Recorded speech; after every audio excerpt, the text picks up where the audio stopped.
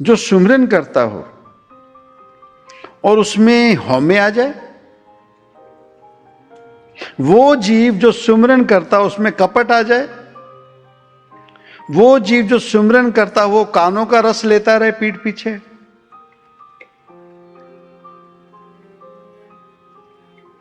सर्व रोग का औषध नाम, सर्व रोग तन मन धन, वो जीव जो सुमिरन करता और उसकी सेहत खराब हो जाए, वो जीव जो सुमिरन करता हो वो दूसरों के लिए सहज ना हो, हठ में आ जाए, हौमे में आ जाए, क्रोध में आ जाए, ना सुमिरन ना कर जीव। तेरी बुआई कर, पहले भीतर के अपने कर्मों को स्वच्छ कर, नहीं तो तू ओंकार तू सत है, बिन तुद सब मिथिया, जो तुद ते है उपजया, अंत तुद माहे समाय।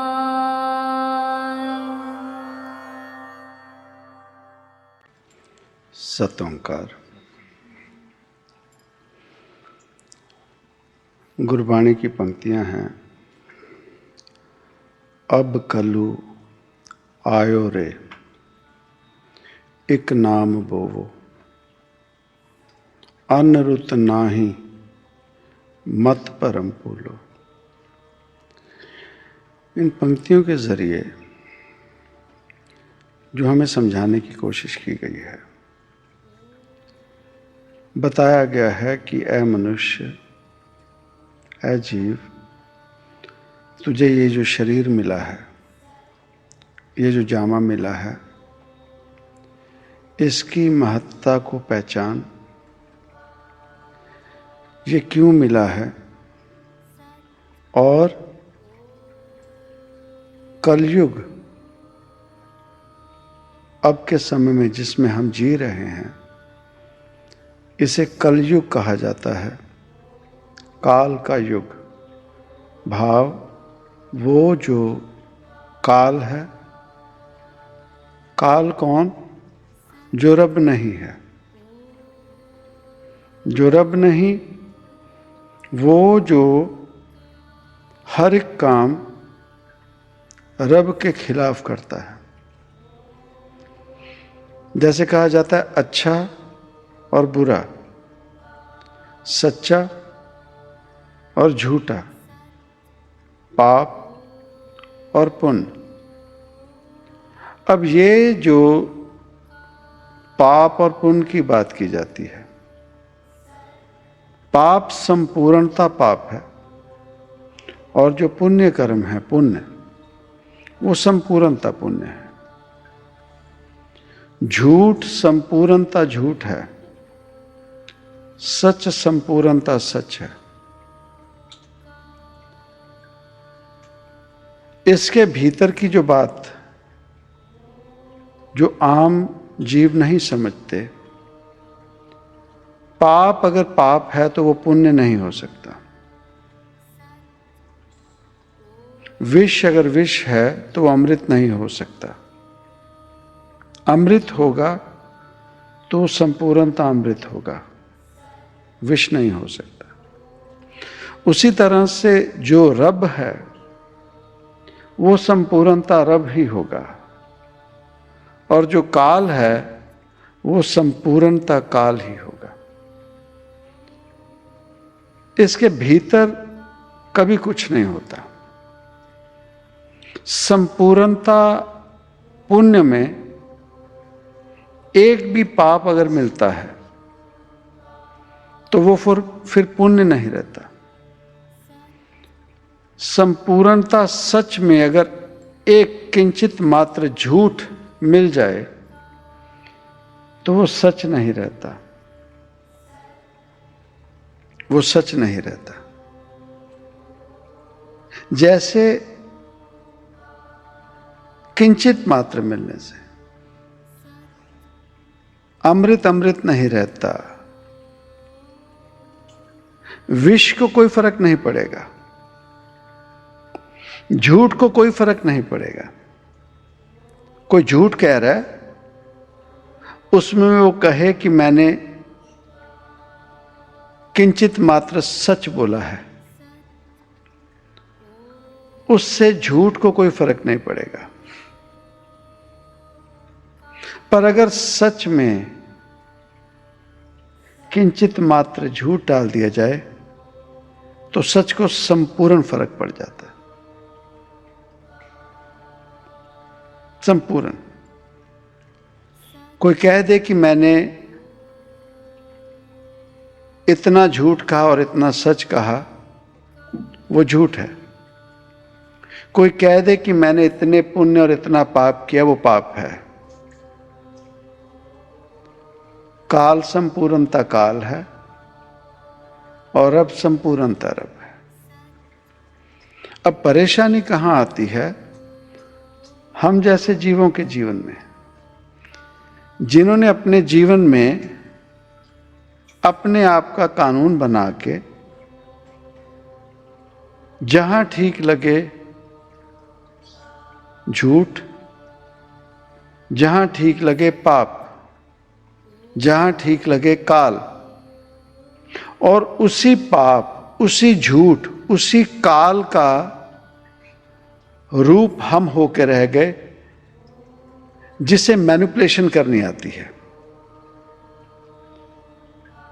जिसे झूठ बोलना आता है, जिसे बातों में दूसरों को उलझाना आता है, पर आप खुद ब खुद उन बातों में नहीं आता। अपने आप में कहीं ना कहीं वो रब रूप अब काल होके रह गया, वो काल होके रह गया। ये मनुष्य जामा मिला क्यों जीवात्मा को? अब कलु आयो रे, एक नाम बोवो। कलयुग में आए हैं ना, ये कलयुग है, काल का युग है। इस काल के युग में रब अगर मिलेगा, अगर रब को पहचानना है तो दो ही कर्म, एक शुभ कर्म भाव, संपूर्णता, एक किनारा,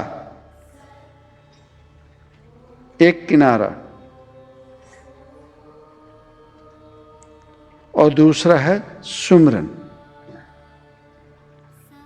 एक नाम। कोई भी एक नाम शब्द, उसका बीज बो दिए, उसका बीज अगर बो दिया, भीतर धरती स्वच्छ है, अच्छी है, बीज सुमरन का भाव, नाम शब्द का उसमें अगर बो दिया, डाल दिया, और उसकी देख रेख सच में उस अमृत जल से, भाव शुभ विचारों से, भीतर की सच्चाई से, और उस सुमरन को सुमर के भीतर जो हमारे पेड़, बगीचा, बाग जो लगेगा, वो उस तरह का लगेगा जैसे बसंत ऋतु आती है और बसंत ऋतु में चारों तरफ फूल ही फूल, खुशबू, खूबसूरती, सच्चाई, उस रब की खूबसूरती का रूप हमें नजर आता है। उसी तरह का वो सच, वो खूबसूरती, वो भीतर के बगीचे में खुशबू उत्पन्न होती है। और जैसे ऋतु आने पर, जो ऋतु आने पर बीज बोया जाता है, फसल उगाई जाती है, वो उस ऋतु में ही फल फूल सकती है और हम जैसे जीवों को फिर वो जो फल मिलता है उस उत्पत्ति से, पर वो बीज बोना पड़ता है ऋतु आने पर। ऋतु आने पर बीज बोना पड़ता है और ऋतु आने पर ही उसका फल मिलता है। अब ये जो मनुष्य जामा मिला है, ये हमें वो ऋतुओं का, वो ऋतु आई हुई है और इस ऋतु में उस नाम का बीज बोना है। ये ऋतु निकल गई, इसके बाद कब मौका मिले? जब समय आएगा बुआई का, बीज बोने का। ऋतु निकल गई, मौसम निकल गया, अब दोबारा उस मौसम तक, ऋतु आने तक जीव इंतजार करना पड़ेगा। बीच में बीज बोएगा, फल नहीं पाएगा, फल नहीं पाएगा। उसी तरह से जो मनुष्य जामा मिला है, ये ऋतु है। इस ऋतु में ही उस नाम सिमरन का बीज जीव बो दे। इसी मनुष्य जामे में ऋतु है। इसी ऋतु में अपने भीतर शुभ कर्मों का बीज बोले। वो देख रेख कर उस सच्चाई से, उस रब की कृपा से। और जैसे किसान बीज बोने के बाद फसल की देख रेख करता है और ऋतु आने पर उस पे फल लग जाता है, उस पे फल लग जाता है, उसी तरह से इसी जामे में बीज बो दिया शुभ कर्मों का, नाम सुमरन का। कारण कि इसी जामे में, इसी ऋतु में वो बीज बोया जा सकता है।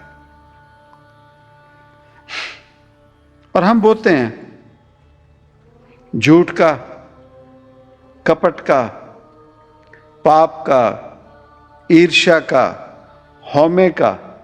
ये फसल हमने बीजी तो है, ये फसल हमने बीजी है इसी ऋतु में, भाव इसी मनुष्य जामे में बीज बोए। और उस परिंदे की तरह जो बिल्ली को आता देखकर आंखें मूंद लेता है, हम अगर आंखें मूंद के बैठ जाएं, वो जो कर्म, वो जो बीज बो दिए, आज हम उसी का फल खा रहे हैं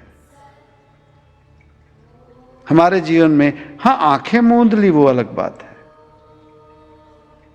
हमें सत्संग पसंद नहीं, कोई नहीं। रब एक आडंबर बना के रख लिया, कोई नहीं,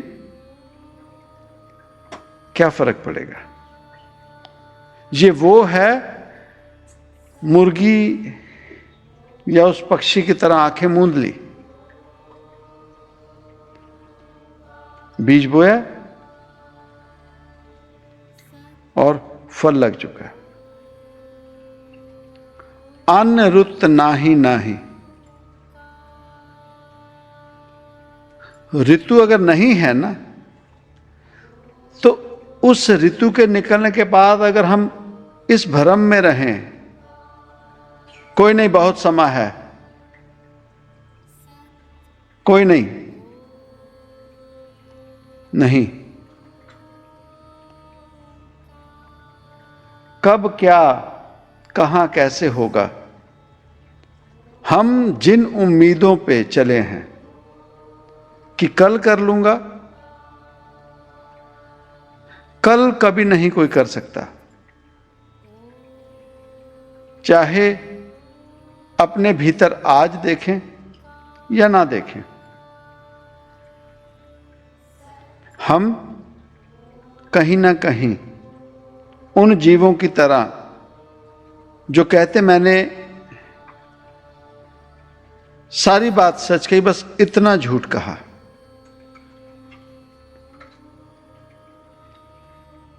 मैंने जीवन में कभी किसी को धोखा नहीं दिया, पर कारोबार करते हैं, दुनियादारी है, हेर फेर तो करनी पड़ती है। पर वो जो इस कल युग में, काल के युग में सच्चाई पे आते हैं, तो वो महापुरुष जिन्हें हम नानक पातशाह कहते हैं, वो कारोबार में भी तेरा तेरा करके सभी कुछ दे देते हैं। उसके बावजूद वो ओंकार, वो रब उनके कारोबार में या उनकी दुकानदारी में कोई नुकसान नहीं होने देता। अब हमारे भीतर की नीयतें बुरी हो गई हैं। अपने रिश्तों से लेकर बाहर दुनियादारी में कहां भी, कहीं तक भी जाते हैं, हम कहीं ना कहीं काल का रूप हो चुके हैं। वही बात, मैंने इतना सच कहा, बस इतना ही झूठ कहा। कहा जाता है ना, हजारों लीटर दूध ले लो, स्वच्छ दूध, अपने आप में पवित्र, और उसमें सिर्फ एक बूंद नींबू की डाल दो, एक बूंद नींबू की, उसने अपना काम अपने आप कर देना। और वही हमारे साथ हो रहा है। और हद में हद, वो एक नींबू की बूंद उस दूध का, हजारों लीटर दूध का रूप बदल देगा, उसका मूल बदल देगा, उसे संपूर्णता बदल देगा, संपूर्णता बदल देगा। और कहीं ना कहीं हम वो जो बदल चुके हैं संपूर्णता, अब कलू आए हुए। सुमरन कलयुग केवल नाम आधारा, पर जब तक धरती स्वच्छ ना हो, अच्छी ना हो, उपजाऊ ना हो, हम ये गलती करते हैं, बीज बोने से महज धरती पर फेंक दो, उगेगा तो सही, पर वैसा नहीं जो बुआई करके किसान जो हल जोतता है, हल जोतने की जो प्रक्रिया है, कम से कम 2-2.5 फुट जमीन के नीचे उस जमीन को वो सहज करता है, नरम करता है, उसके भीतर के जो पुराने बीज अवगुण हैं उन्हें निकालता है। एक वो धरती पर बीज फेंक दिए, और एक वो धरती जहां किसान ने बुआई, खुदाई करके वहां जो बीज बोया, वो फर्क हमें अपने आप पता लग जाता है। बीज बोने से पहले भीतर खुदाई करनी पड़ेगी। वो जो पूर्वले जन्मों के कर्म, कोई ना कोई पुरानी फसल के जो बीज बच जाते हैं, किसान को वो कम से कम 2-2.5 फीट जमीन में खुदाई, हल जोतता है, सिर्फ और सिर्फ इसलिए कि भीतर कुछ पूर्वले अवगुण, पुरानी फसल के बीज कोई रह ना जाएं। कारण कि ये फसल जो बीजी जाएगी, इसमें अब संपूर्णता स्वच्छ, संपूर्णता प्योर, कहीं ना कहीं एक किंचित मात्र भी उस पुण्य में कहीं पाप ना रह जाए, कहीं ना कहीं उस सच में किंचित मात्र झूठ ना रह जाए। बुआई हुई, जीव ने बीज बो दिया। सुमरन सुमरन सुमरन, कलयुग केवल नाम आधारा ना। सुमरन से पहले बुआई करो, भीतर जाकर खुदाई करो, धरती को सहज करो, भीतर के अवगुणों को मिटाओ। नहीं, वो जीव जो सुमरन करता हो और उसमें हौमे आ जाए, वो जीव जो सुमरन करता उसमें कपट आ जाए, वो जीव जो सुमरन करता वो कानों का रस लेता रहे पीठ पीछे,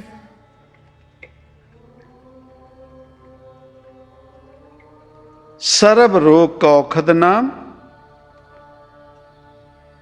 सर्व रोग तन मन धन, वो जीव जो सुमरन करता और उसकी सेहत खराब हो जाए, वो जीव जो सुमरन करता हो वो दूसरों के लिए सहज ना हो, हठ में आ जाए, हौमे में आ जाए, क्रोध में आ जाए, ना, सुमरन ना कर जीव। तेरी बुआई कर, पहले भीतर के अपने कर्मों को स्वच्छ कर, नहीं तो तू रावण हो जाएगा, तू रावण हो जाएगा, तू रावण का रूप हो गया जीव। और अपने आप में जो मर्जी रावण हो जाए, अंत उसकी मृत्यु, और अंत उससे दुनिया में घृणा की निगाह से देखा जाता है। तो पहले सहज हो, भीतर खुदाई कर, भीतर के अवगुणों को देख, बहुत गहरा जा, अपने आप को, जैसे वो जमीन में, जमीन को दर्द सहना पड़ता है, अपने भीतर जा और अपने भीतर जाके हल जोत, अपनी जमीन को पहले उपजाऊ कर। और जब हल जुतेगा ना, तभी वो पुराने कर्म दिखेंगे, नीचे की मिट्टी जब ऊपर आएगी तब अपने अवगुण दिखेंगे। इस अवगुण की वजह से मुझ में हौमे रही, इस अवगुण की वजह से मुझ में घृणा रही, हौमे रही, बद्दुआएं रही, नफरत रही, ईर्ष्या रही, तो किस काम का वो सुमरन? जो मेहनत भी हुई और जहर के फल बीज दिए। अब वो जहर के फल या जीव तो खुद खाएगा, और कोई भी जहर नहीं खाता। सर्प अपने आप में जहर नहीं खाता, तो वो जीव जिसके भीतर जहर के फल उग गए, वो फिर दुनिया में बांटता है, चाहे उसका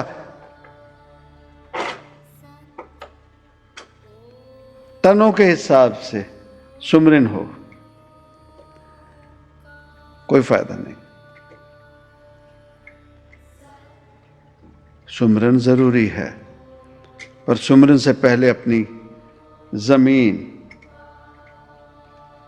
जमीन को उपजाऊ करो, जिसमें सिर्फ और सिर्फ वो फल लगें जो दूसरों के लिए अमृत हों, दूसरों के लिए अच्छी सेहत हो। नहीं तो अंत हमें भी यही सुनना पड़ेगा, बोए पेड़ बबूल का, आम कहां से हुए। जो पेड़, जो फसल हमने बीज ली, उसमें अब नरक ही उगेगा। ऋतु खोए ना, बीज बोएं, याद रखें, सच सच ही रहेगा। कई जीव होते हैं उनके पास सुमरन नहीं है, कोई पाठ पूजा नहीं है, पर उनके भीतर की जमीन इतनी उपजाऊ होती है, इतनी बढ़िया, उन्हें सुमरन की इन आडंबरों की जरूरत ही नहीं होती। वो जहां भी जाएंगे अपनी खुशबू बांटते रहेंगे। वो कैसे? उनके बाबत कह दिया गया, पोथी पढ़ पढ़ जग मुआ। तो पाठ पूजा कर ले, पंडित भयानक कोय, ढाई आखर प्रेम का। वो प्रेम का जो बीज जिस जीव ने ना सिर्फ बोया, पहले अपनी जमीन में खुदाई की, फिर वो फल जिसे हम प्रेम का बीज कहते हैं, वो बीज बोया, फिर उसकी देख रेख की, उन स्वच्छ कर्मों से उसकी देख रेख की, और एक बार जब उसने जड़ पकड़ ली तो औरों के भीतर जहर के फल उगते हैं, उस जीव के भीतर प्रेम का फल जो सबसे न्यारा। ढाई आखर प्रेम का, पढ़े सो पंडित होए। गुरबाणी में कह दिया, साच कहूं सुन ले हो सब है, जिन प्रेम कियो तिन ही प्रभ पाए। उसे सुमरन की जरूरत ही नहीं। फिर खेती और फल भीतर के अच्छे हैं, स्वच्छ हैं। सिर्फ सुमरन सुमरन आडंबर, अब कलू आयो, आए हैं ना ये, अभी भी समझ लें। इस ऋतु के जाने के बाद, अब जब ऋतु आएगी साल में, कौन से 12 महीने के बाद, उसी तरह से ये इंसानी जामा हमसे छूट गया। इसके बाद कब मिलेगा ये इंसानी जामा? जब ऋतु आएगी। इसके बाद जब दोबारा फिर जन्म मिलेगा, तो कहीं ऐसा तो नहीं पिछले जन्म में भी जब यह मनुष्य जामा मिला था तभी भी ऐसे सत्संग सुने हो हम लोगों ने? उस समय भी हो सकता है कोई महापुरुष आए हो हम जैसे आम जीवों को समझाने के लिए, और उस समय भी हम जैसे आम जीवों ने यही कर्म, यही काम किए हों। हो सकता है पिछली ऋतु के समय जब हमें बीज बोने थे, उस समय भी यही अलगर्जी कर ली हो। अगली ऋतु में, अगले मौसम में बीजेंगे। सो अब जो मौका मिला है, अभी अपने भीतर की खेती की तरफ, जमीन की तरफ ध्यान दें, और हल जोतना पड़ेगा। अपने आप से पहले देखें, अपने कर्मों को देखें रोजाना, नित्य हौमे में ना रहें। हौमे दीर्घ रोग है, अपने आप में बने रहें, मैं रब हूं ना। अपने कर्मों को देखें, शुभ हैं या अशुभ हैं। जहां बैठ जाएं वहां बदबू फैलती है या खुशबू फैलती है? हमारा ऑरा दहशत पैदा करता है या सुकून पैदा करता है?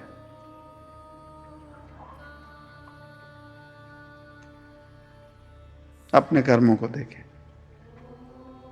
अपने जीवन में, और खुद ही देखना पड़ेगा। कारण अगर कोई सच बोल देगा तो जैसे पहले किसी को स्लीव पे चढ़ा दिया गया, किसी को जहर दे दिया गया, किसी को फांसी दे दी किसी को, तो वो तो फकीरों के साथ हम करते ही आ रहे हैं। कहीं ऐसा तो नहीं हमारे उस जन्म में कोई कर्म रह गए, वही कर्म जो हम फकीरों को मौत देने का करते रहे, इस जीवन में भी वही कर्म पूर्ण करना हो? हम ही ने किसी फकीर को, संत जन को मौत देनी हो किसी ना किसी रूप में, वो भी हमारे कर्म है। अपने कर्म की गत मैं क्या जानूं बाबा रे। तो अगर कोई हमारे कर्म सामने दिखा देगा तो हम उसे मार देंगे, दूरी कर लेंगे, नाराजगी कर लेंगे। काल बलवान है, काल दूरी करवा देता है। पीछे नहीं कहा कि न्यूयॉर्क की संगत, ओहायो की संगत, कनाडा की संगत क्यों पीछे हुई? काल बलवान हो गया। वो जिन्होंने सत्संग छुड़वा दिए वो भी उनको कुछ नहीं दे सकेंगे, और वो जो छोड़ के बैठ गए वो भी अब कल हुआ है। कल युग में आए हैं, एक ही जामा मिला है। इस ऋतु को खो दिया जिन्होंने, खो देंगे। कोई किसी के कर्म कैसे संभालेगा? गुरु की करनी गुरु भरेगा, चेले की करनी चेला। कर्म तो हमें अपने करने पड़ेंगे। अपने कर्मों को देखें, अपनी नीयत को देखें, और सच्चाई संपूर्णता सच्चाई होगी, पुण्य संपूर्णता पुण्य होगा, और भगवान संपूर्णता भगवान होगा। सतों का